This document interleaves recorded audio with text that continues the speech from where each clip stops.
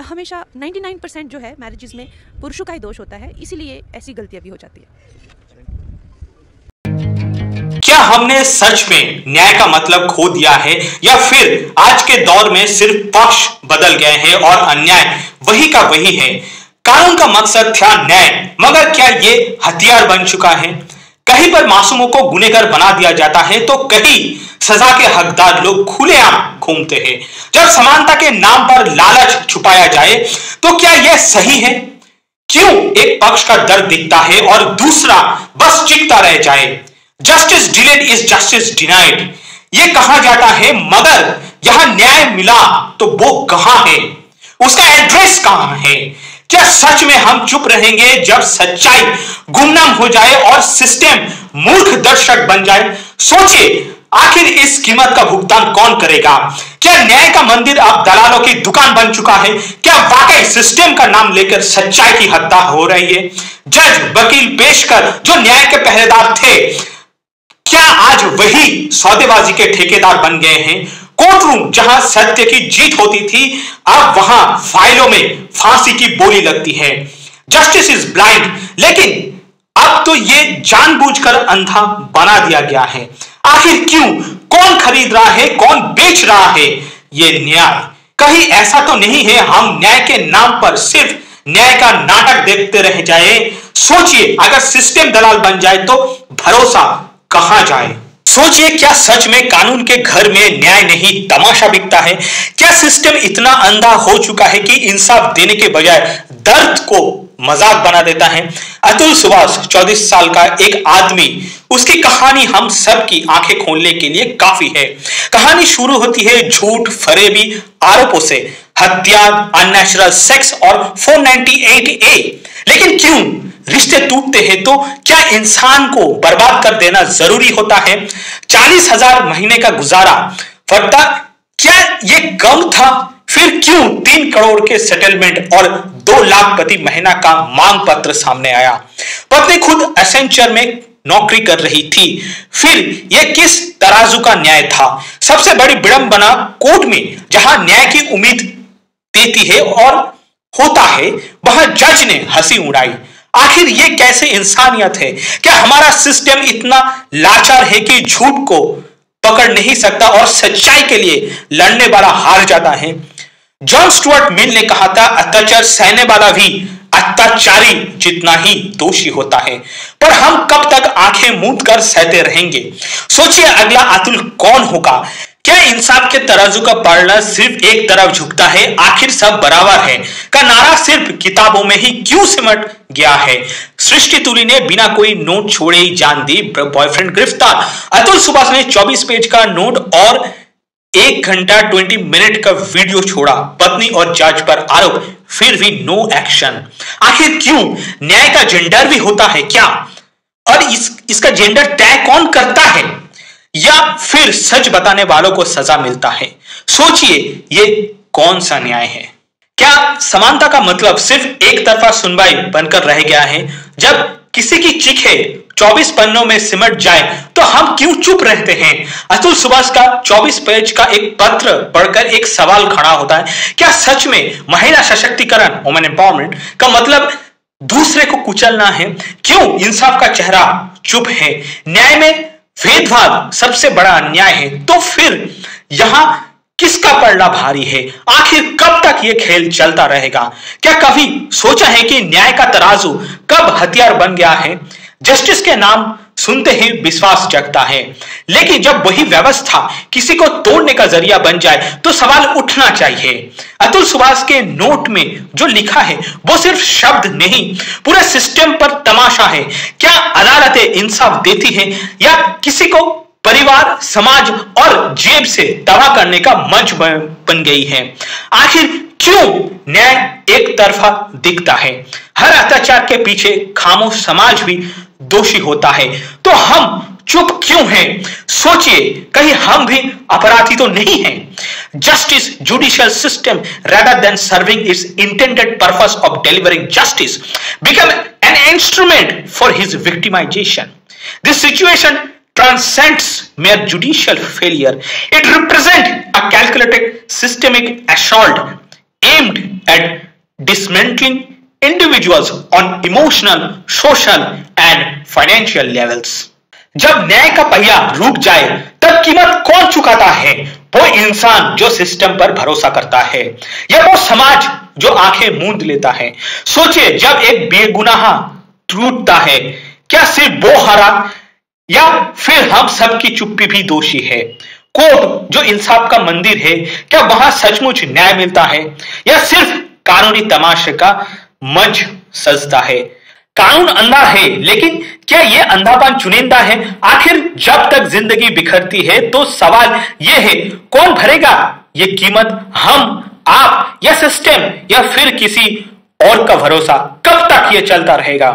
कानून सुरक्षा के लिए है, यह हथियार बनाने के लिए?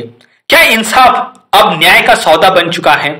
अतुल सुभाष के पीछे 10 झूठे केस और करोड़ों की मांग। आखिर क्यों? पत्नी खुद कमा रही थी, फिर यह लालच क्यों? क्या यह न्याय है या कानूनी आतंकवाद? सवाल यह है, कब तक ऐसा चलता रहेगा? जो चुप है वो भी गुनहगार है, तो हम कब बोलेंगे?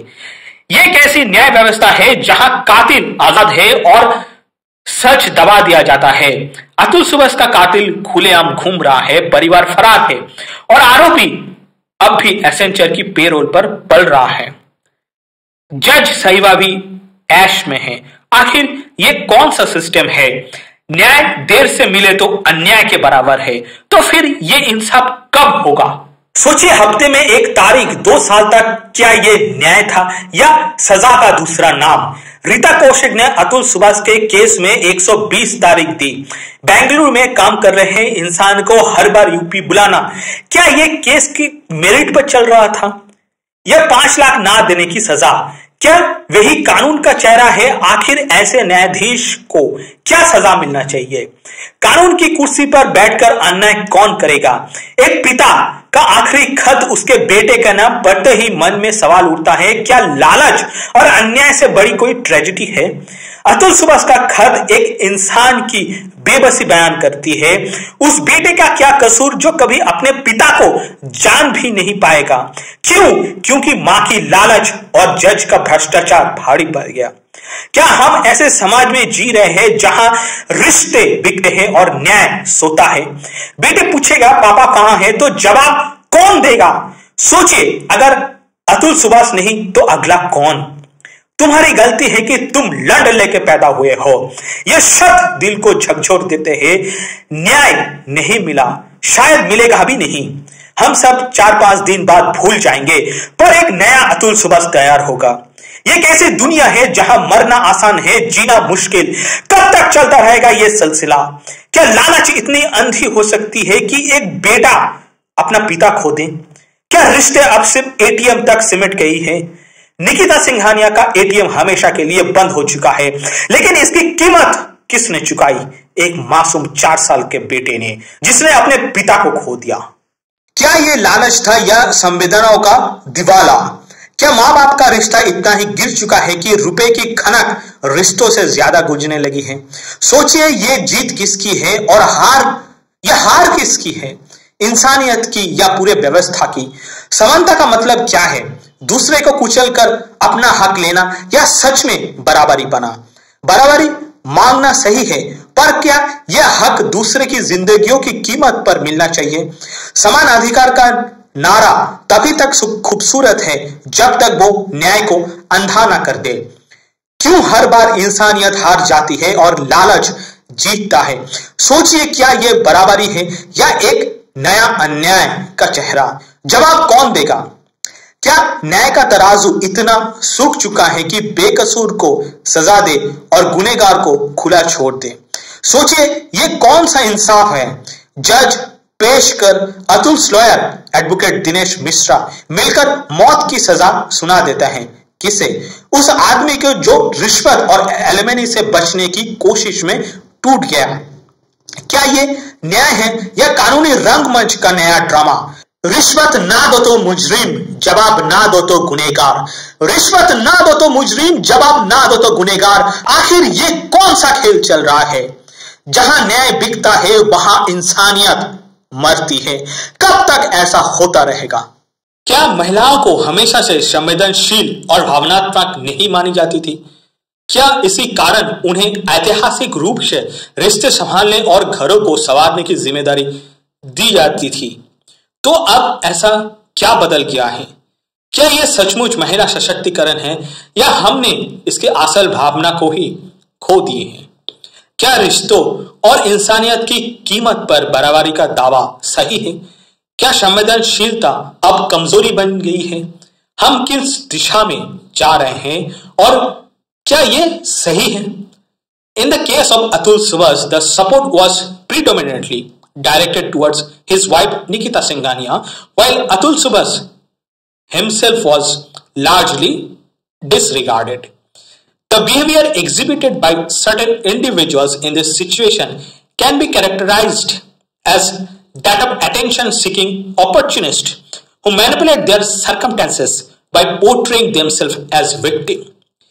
Such action reflect a traveling tendency to exploit gender dynamics, suggesting a belief that all men are willing to engage with them regardless of their personal hygiene or cleanliness. Social media पर भिक्षा मांगने वालों को राजकुमारियों की तरह व्यवहार नहीं की जानी चाहिए। यह आवश्यक है कि समाज में सभी व्यक्तियों को मान सम्मान और गरिमा के साथ देखा जाना चाहिए, लेकिन यह भी सच है कि कुछ व्यवहार और आदतें इस सम्मान को अधिकार मान लेती हैं and expecting others should pamper them. Hippos जैसे जानवर की प्राकृतिक प्रवृत्तियों और सामाजिक संरचना को समझना महत्वपूर्ण है, जबकि सोशल मीडिया पर सक्रियता और भीख मांगने की प्रवृत्तियों को ही ध्यान में रखना चाहिए। ऐसे व्यक्तियों को प्रोत्साहित करने के बजाय हमें उन्हें सही दिशा में मार्गदर्शन करने की आवश्यकता है ताकि वे अपने जीवन में सकारात्मक बदलाव ला सके। क्या आपने कभी ऐसे लोगों को देखा है जो आपके संघर्षों पर नजर रखते हैं, आपके हाथ से फायदा उठाने के इंतजार में हैं, या फिर वो जो गिरगिट की तरह रंग बदलते हैं, सामने दोस्त बनते हैं और पीठ पीछे दुश्मन बन जाते हैं? क्या यह अजीब नहीं है कि सबसे खतरनाक शिकारी जंगल में नहीं हमारे बीच रहते हैं, रिश्तों और भरोसे का घूंघट पहनकर? हम क्यों ऐसे लोगों को अपनी जिंदगी में जगह देते हैं? या हमारी दया है, या हमारी नासमझी, या फिर गलत जगह पर रखा भरोसा? गिद्ध आपकी तकलीफों पर पालते हैं और गिरगिट आपकी उम्मीदों का रंग चुराते हैं। गिद्ध आपकी तकलीफों पर पालते हैं और गिरगिट आपकी उम्मीदों का रंग चुराते हैं। यह सिर्फ प्रकृति की बात नहीं, ये रिश्ते की परवरिश की बात है।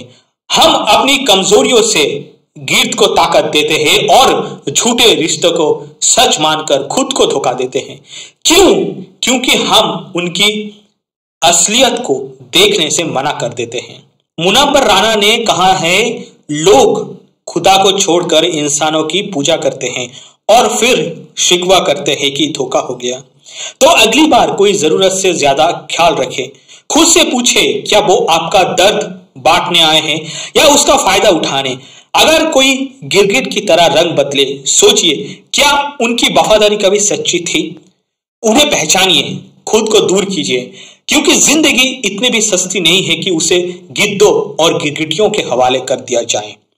याद रखिए, कभी कभी दूर जाना ही कमजोरी नहीं है, आपकी सबसे बड़ी ताकत भी होती है। अकेले रहना बेहतर है बजाय उनके जो आपकी आत्मा को नचाते हैं। With this note, let's wrap up this video for today. Thank you guys for watching this video till the end. आपसे मुलाकात होगा नेक्स्ट वीडियो पे।